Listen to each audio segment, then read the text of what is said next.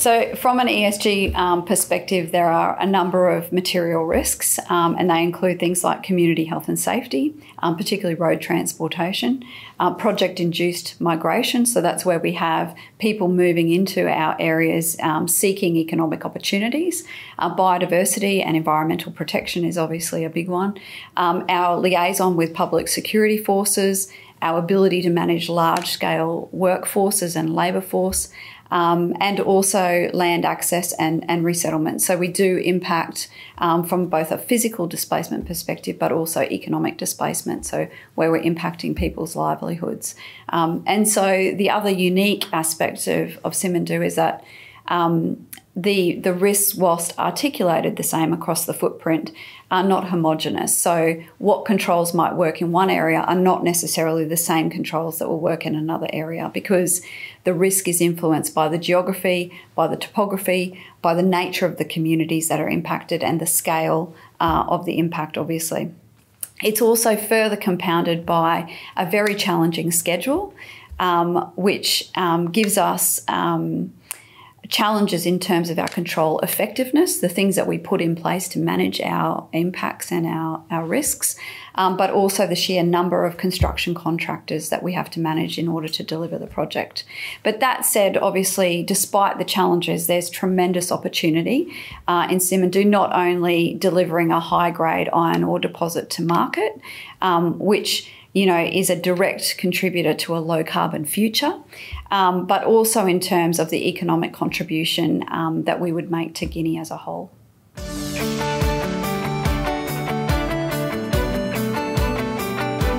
Sure. So our focus for certainly the last many years has been to really understand our impacts first. And so we've had the benefit of being present in the area, particularly where our mining concessions are, for many, many years. And that's given us the opportunity to collect quite a bit of baseline data on the environmental baseline and the social baseline as well. And so that has also provided us with an opportunity to seek wherever possible to avoid sensitive areas. So that's always our first starting point, is that we look at the impacts, we look at the environment in which we're operating, and we try and design and engineer our mines and our infrastructure to avoid those sensitive areas, so that we're not then having to go and either mitigate or rehabilitate or offset. So that's our first point. And for Simandou, for our mining concession areas, we've been very fortunate enough to be able to move a lot of our infrastructure. So originally we had infrastructure on the western flank of the ridge, but we have a number of sensitive areas on that western flank. And so we've managed to flip the infrastructure to the eastern side and thereby avoid those sensitive areas. So that's our first starting point. We've recently gone through a process of updating our ESIAs, and they're now published for our mine and our rail spur line, which will connect into the mainline rail in Kirawani. So that's available now. And inside that ESIA, or that environmental and social impact assessment, we also articulate a range of controls and mitigation measures which address specific issues such as erosion or air quality or water. And they document not only the controls for construction, but also longer term into operations. So that's what our focus has been for the time being. But we also have pursued a number of strategic partnerships with some of the world's leading scientific institutions, because in a case of Simandou, where it is so complex and unique, there are a lot of complex problems to have to solve. And so we really need a lot of specialist expertise to come to the table and help us to figure out how best to progress with a number of the mitigations and controls.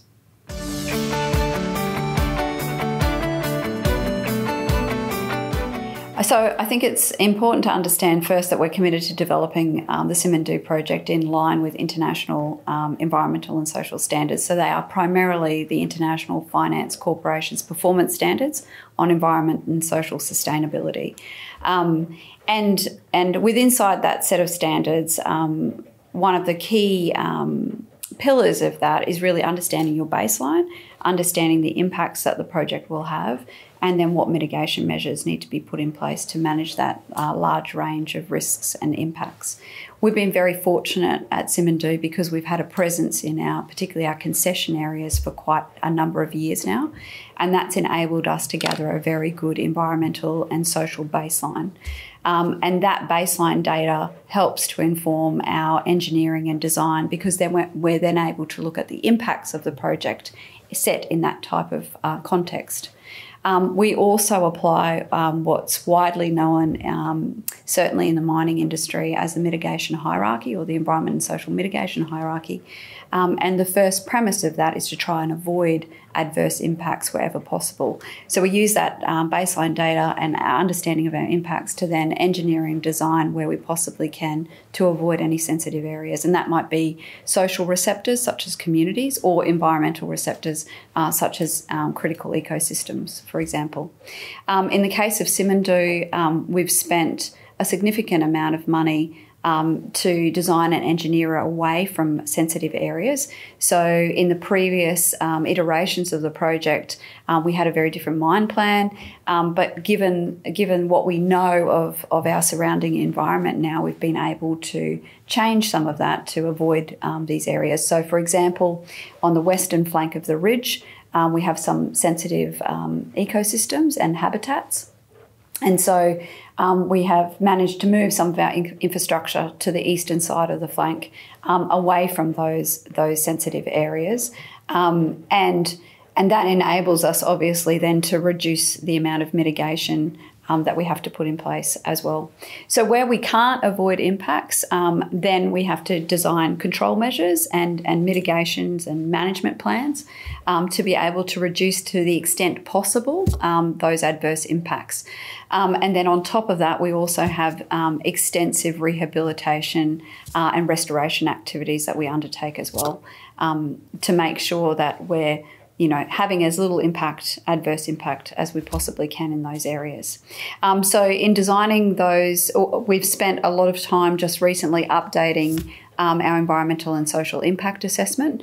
We've recently published an update of that for our concession areas, and also our rail spur line, which ties into the mainline rail to the north of our concession areas. And that's available now to the public. But inside that ESIA, we also have a number of management plans. And so we widely consult with the impacted communities on what those management plans might look like as well. So in terms of specific measures that we use, for example, in our rehabilitation and restoration efforts, we have on-site nurseries. We're also developing a number of new nurseries in the area, which will help us to re-establish certain plant species, etc., and rehabilitate the areas that we've impacted. On top of that, we're also pursuing a number of strategic partnerships with leading global scientific institutes, because we need, in some instances, very specific advice, scientific advice, and we're dealing with very, very complex problems. So the more scientific rigour, and input from our interested and impacted stakeholders that we can bring to bear, we believe will deliver a much better solution ultimately.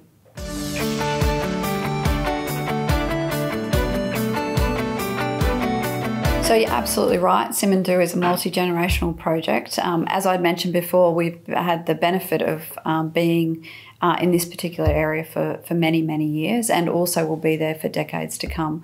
And so obviously it's critically important that we work with the communities and those most impacted by the work that we do in these areas.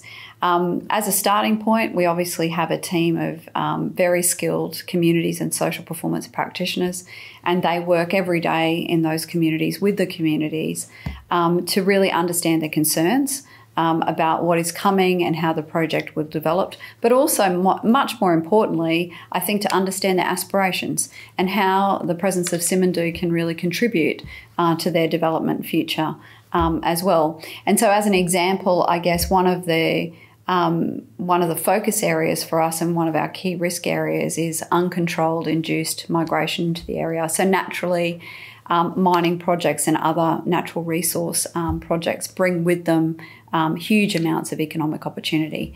And so people naturally gravitate into these areas.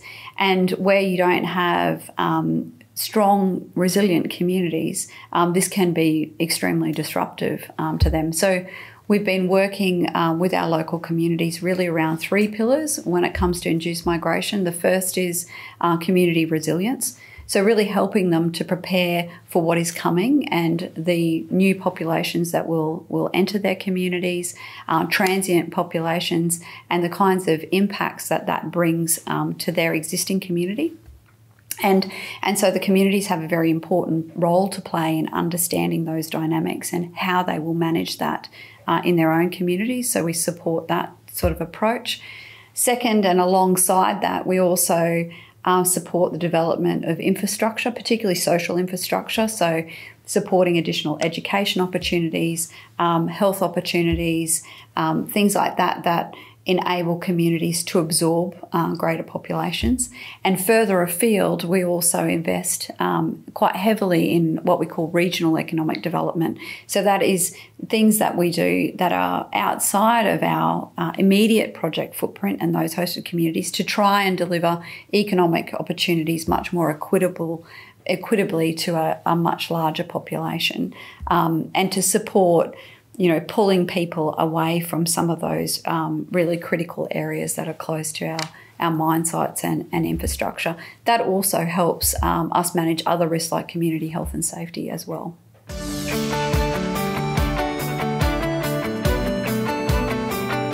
So I think a successful ESG strategy at the heart of it is about embedding sustainability into every phase of the development or every phase of the operation.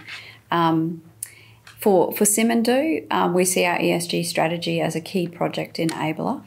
And the starting point for that is really to work to the standards that we've committed to and do so in a way that's collaborative with the communities that we impact, with civil society, with our joint venture partners, and also obviously the government of Guinea.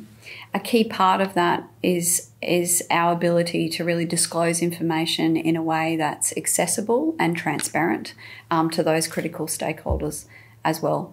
So I think in the short term, this is really about delivering a very, very complex project in a responsible and transparent manner, which reduces our adverse impacts to the extent that we possibly can.